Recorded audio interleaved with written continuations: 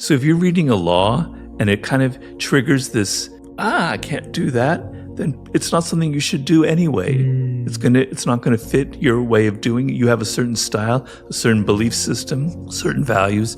I'm not telling you to go outside your values, but look at that law, which is probably the ugliest in the whole book, Crush Your Enemy Totally, and understand that in the business world, that law prevails 95% of the time. You'd have to go back to my early childhood. Maybe, I felt as a child a little bit helpless around my parents in some ways. I was a very sensitive boy. I still have that issue. They were great parents, but they weren't the most overtly affectionate. And so I was always kind of wondering and observing them and trying to be careful around them. I didn't do anything to upset them. So I became kind of an observer of people. And my main thing was, as sort of a protective device, to not be hurt and to be able to have a degree of control over the people around me. So I didn't feel like I was, going to get yelled at or something like that. And then as I entered the work world, it was sort of a rude awakening for me because I had studied literature and languages. My major was ancient Greek and, things that are completely impractical in this world. And then I entered the work world with all of my dreams, my illusions, my fancies.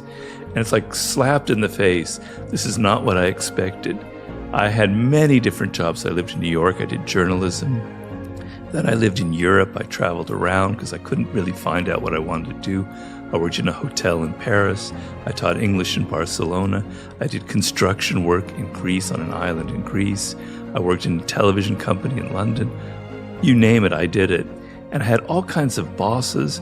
I saw all kinds of power games and manipulations going on.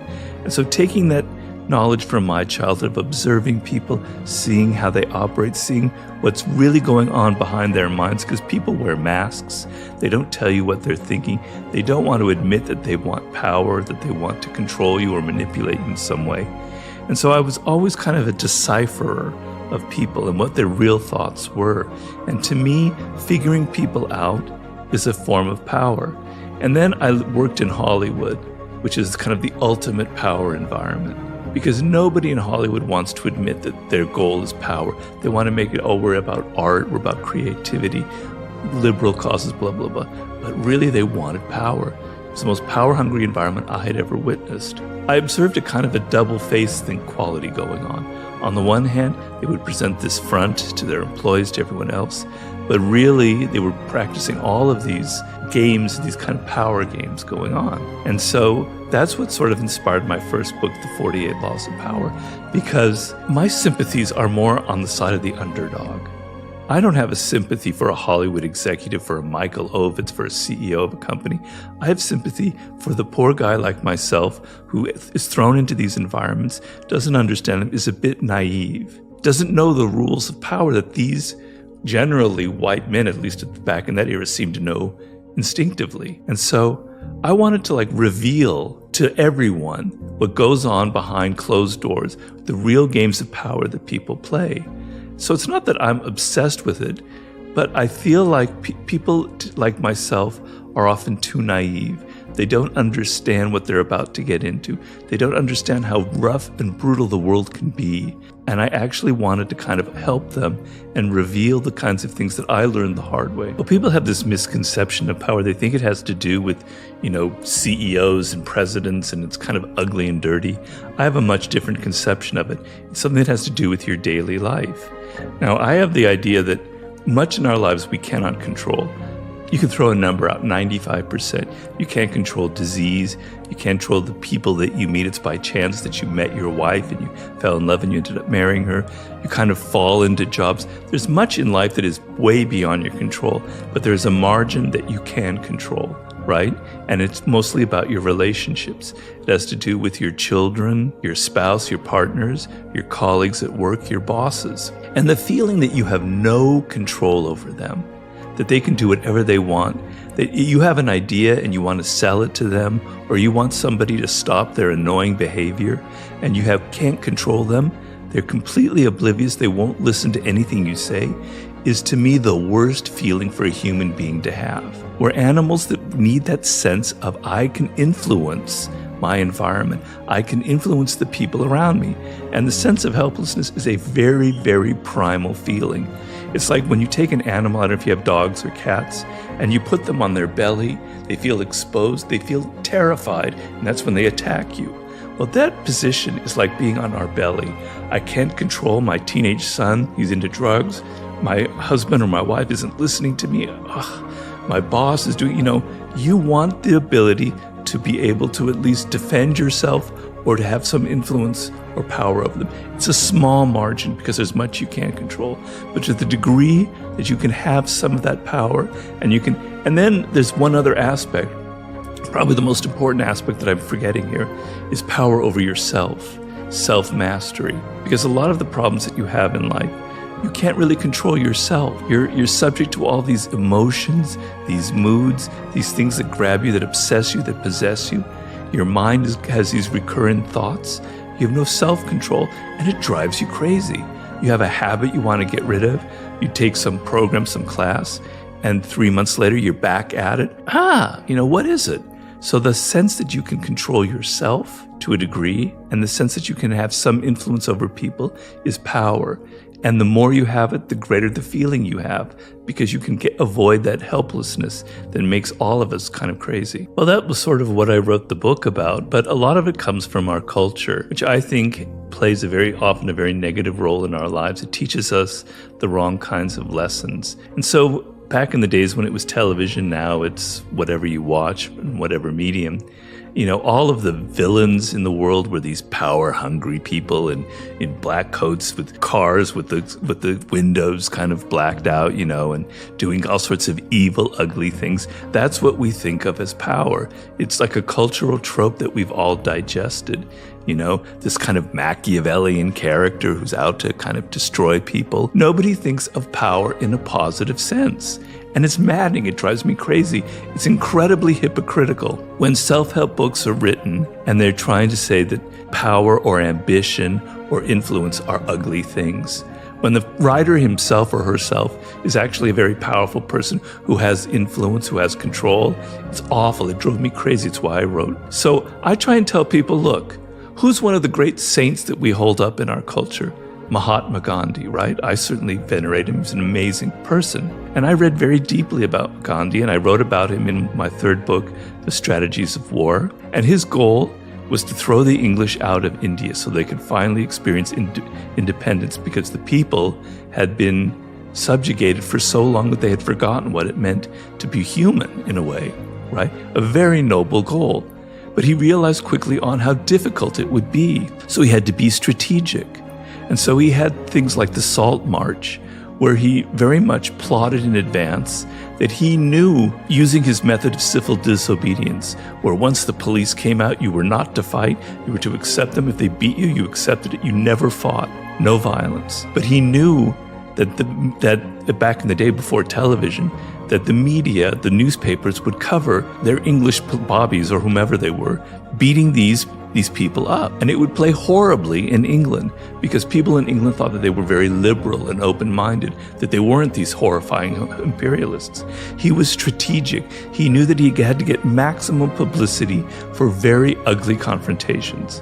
Years later, Martin Luther King, another icon who also practiced civil disobedience, utilized the same tactics in his campaigns in Selma and Montgomery. At one point, it was very controversial. He had children of the ages 13, 14 involved in this march, and that they would get beaten up. People were in his group castigated for this. How could you be like that? He knew that that would play on television now to the white audiences around America. They'd be horrified. If you want power in this world, if you are fighting for a cause, if you want some kind of justice, you have to be strategic. You have to think like that. You have to think in terms of power. People just don't give themselves up. If we have the Me Too movement now, men are not just going to give up all of their control in a place like Hollywood. You have to hit them. You have to be strong. You have to be forceful. It's a power game. And I can't stand people who are naive, who think that just being themselves, just being virtuous is going to get what they want in life. If you're going to fight for something, you have to be able to meet the enemy on their terms of power.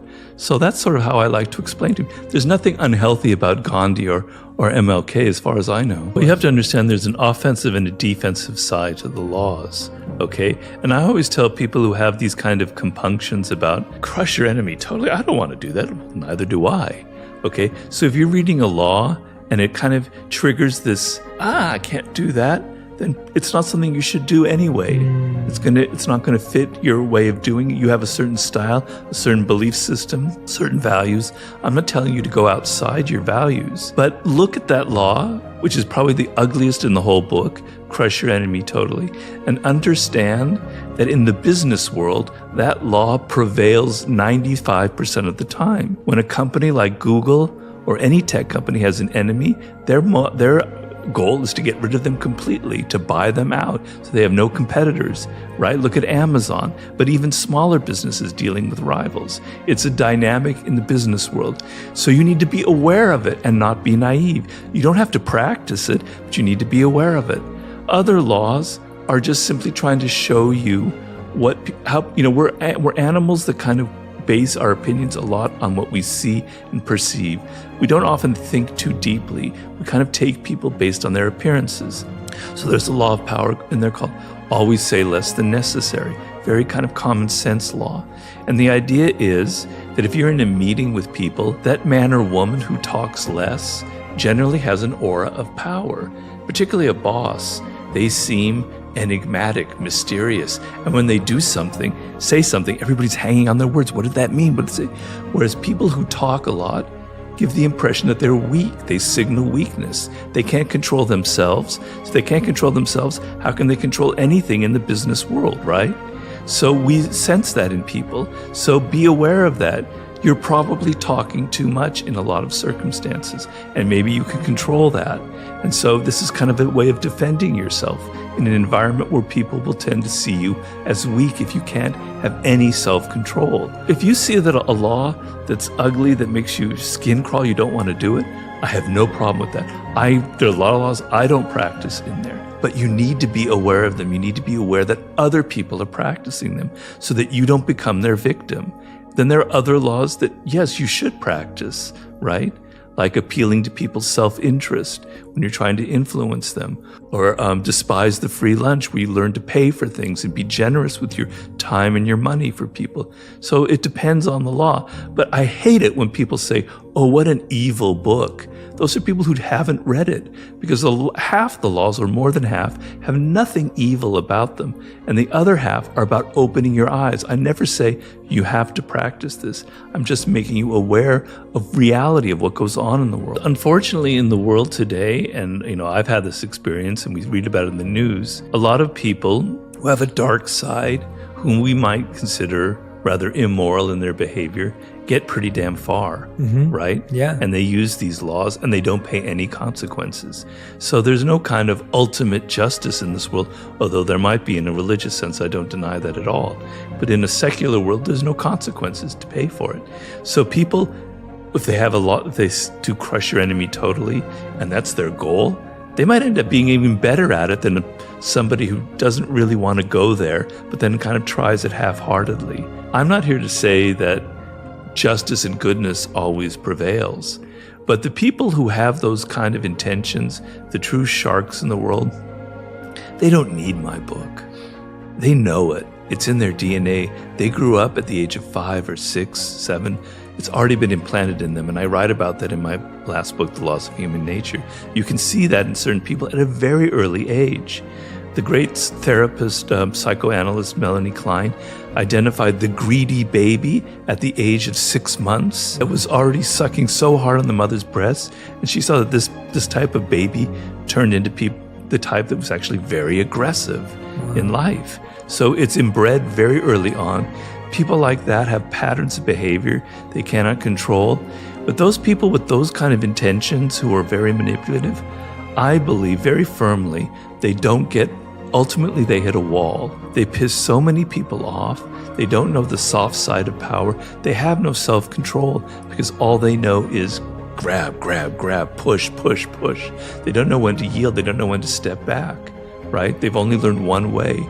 And so that becomes their downfall. Well, I'm not sure I completely agree with that because under the way I've defined power, where you feel like, okay, so let's say you have a spouse who has a very annoying pattern of behavior. And in my books, I train you, being direct and yelling at them never work. You have to learn the art of insinuation, of persuasion, which often is stepping back, which often involves teaching them a lesson, mirroring their behavior. Right? And so your intention is not ugly or bad. It's that you can't live with this person unless they alter their behavior. And so you think about it, you strategize a little bit, you take some steps, and it works.